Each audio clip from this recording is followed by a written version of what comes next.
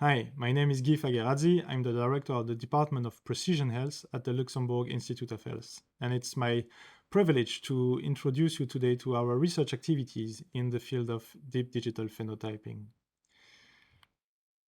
To start my presentation, I would like to acknowledge with you that there is a new omic in town. You all know and very familiar with the genome, all the other omics, and I think we can now fairly include what we call the digitosome, which is basically all the data generated online by an individual over the smartphone, some digital application, digital devices, or social media, for instance. All of these data are really important if we want to push into the field of precision health. Basically, precision health can be seen as adding layers and layers to better understand the complexity of diseases, humans, and populations. And now, if we want to add this new layer regarding all the digitosome data, it's quite challenging. We have mainly two challenges to face. One is to access this very diverse and large amount of data and integrate this very heterogeneous data with all the other omics and clinical data we are used to work with. But once we are going to achieve this, we will be really able to enter the field of precision health. And today for that, we have access to a quite unique amount of data. This is an example in the field of diabetes, but it's pretty much the same situation in all other conditions. We have access to data from smartphone applications, digital devices that can help us to really understand what is the real life and day-to-day life with a specific disease in our patients and population. And this is very important to contextualize our understanding and research. And maybe this slide is the most important one of my talk. If we want to go into this precision health field, we have assumed, and we are working on it, that we can achieve this throughout the concept of deep digital phenotyping and digital twin. Let me define what deep digital phenotyping means. Basically, it's a combination of deep phenotyping, which is also the analysis and combination of all the data, omics, clinical data, that can be collected into a very standardized biomedical environment, with what we call the digital phenotyping, which is accessing all the real-world data from digital devices, social media, anything that can help us to identify digital biomarkers, contextualizing the patients and population to better understand the lifestyle, the day-to-day life with a disease, psychological factors, the emotions, or the socio-demographic background. And once you have these two worlds together combined, this is the field of our research unit working on deep digital phenotyping. The challenge is to extract features from both worlds and to combine them into large data bank. And at the end, we want to build large data banks of deeply and digitally phenotyped individuals. And once you have this available, you will have the opportunity to work on the concept of digital twin. It's very simple to understand. Let's imagine you have a new patient. You don't know anything about him or her during this first clinical visit. The physician will have the opportunity to extract the same deep digital phenotype features that were used in this data bank and find into this large data bank his or her digital twin. We will know the health trajectories of this digital twin, and for that, the physician will be able to anticipate what may happen to the new patient he or she has in front of him. And from that point on, you will be able to put this new patient into a precision health program. Either it's a precision medicine strategy and change the therapeutic, for instance, or into a precision prevention program.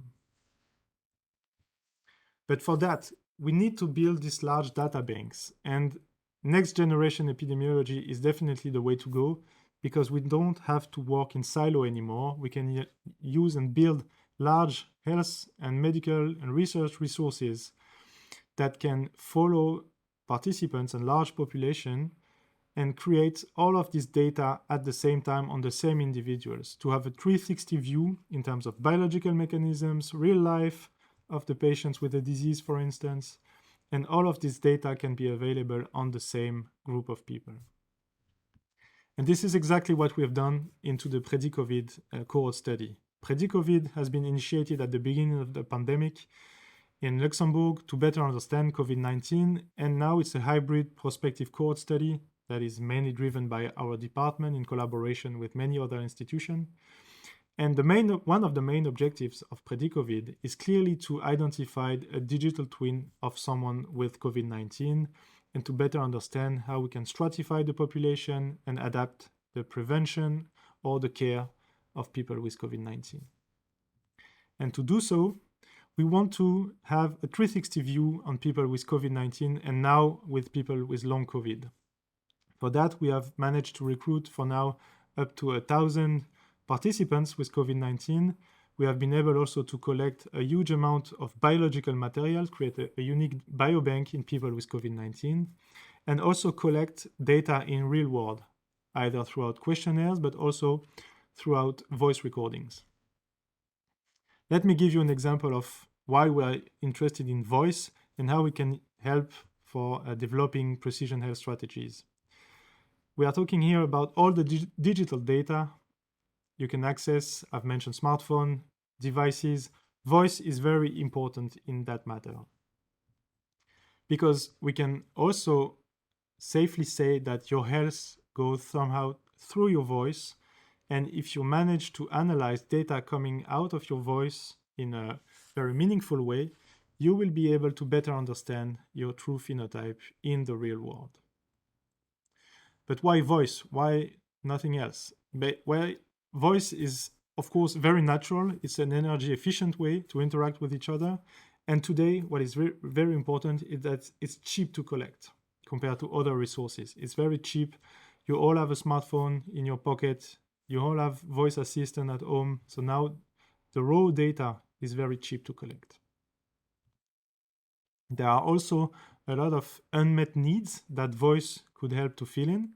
For instance, we want to really develop the remote monitoring and telemedicine of patients and population. The global telemedicine market is going crazy at the moment, thanks to COVID-19. And we need real-time symptoms analysis and also avoid what I call the in-between clinical visits black hole. Basically, someone with a chronic disease sees his, for instance, diabetologist every 6 months, and in between, the physician doesn't know pretty much anything about his or her patient. And we need to fill this void, and voice can help for that, of course.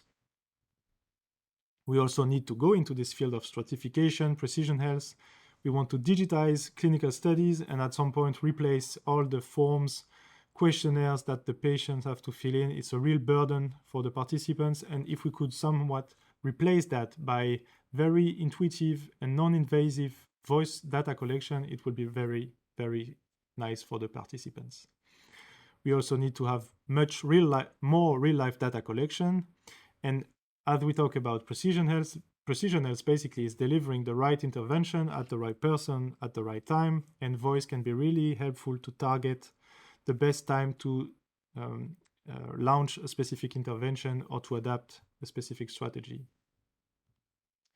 We also want to develop diagnostic markers and better understand how we can monitor treatment effectiveness in the real life. And for that as well, voice could be very nice to use as a proxy for monitoring treatment effectiveness in real life. And this is the current pipeline we have developed at LIH. We have a quite extensive expertise now in the voice processing and analysis. And we want to go from the data collection from a research environment up to the clinical practice and to put at some point vocal biomarkers into the real world in terms of clinical practice or clinical research.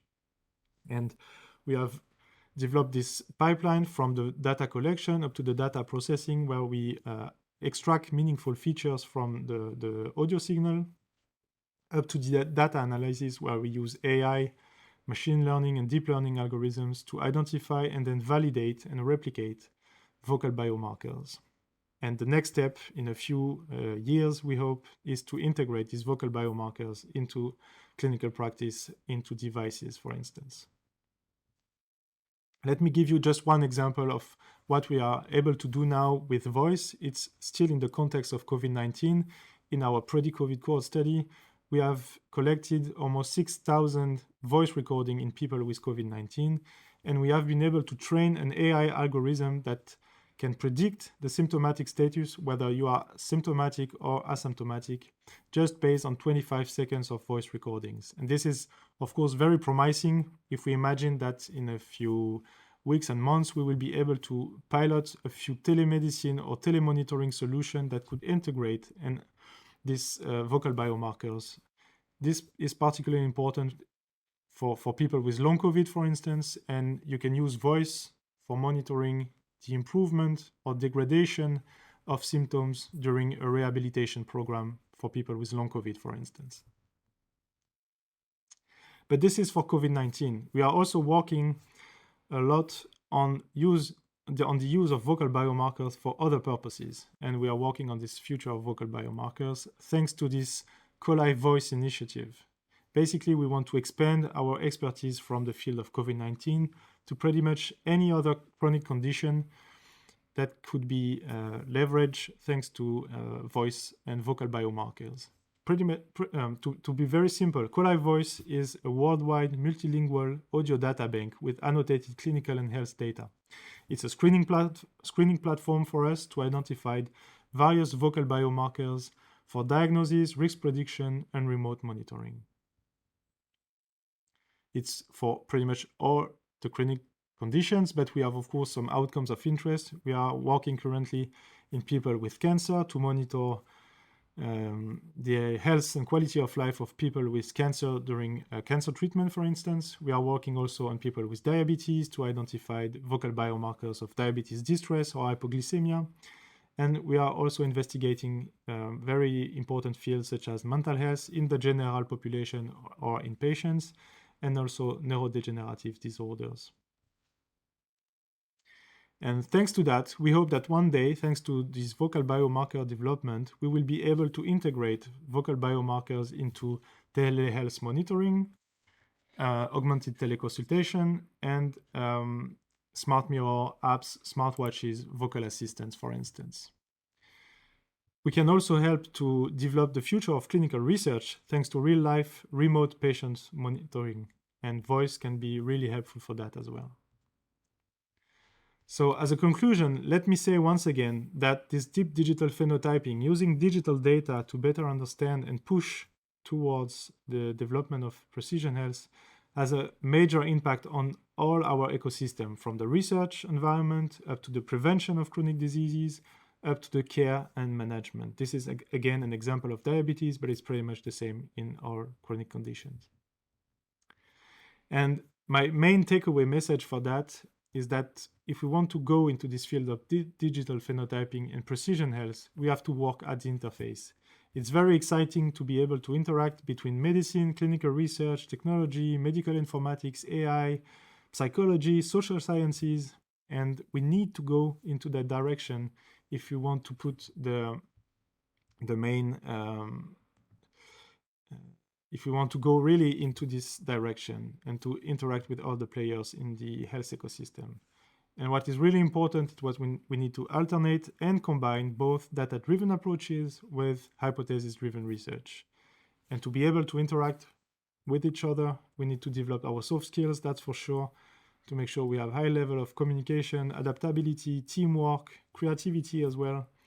And with this, I'm pretty sure we will manage to get to this precision health one day.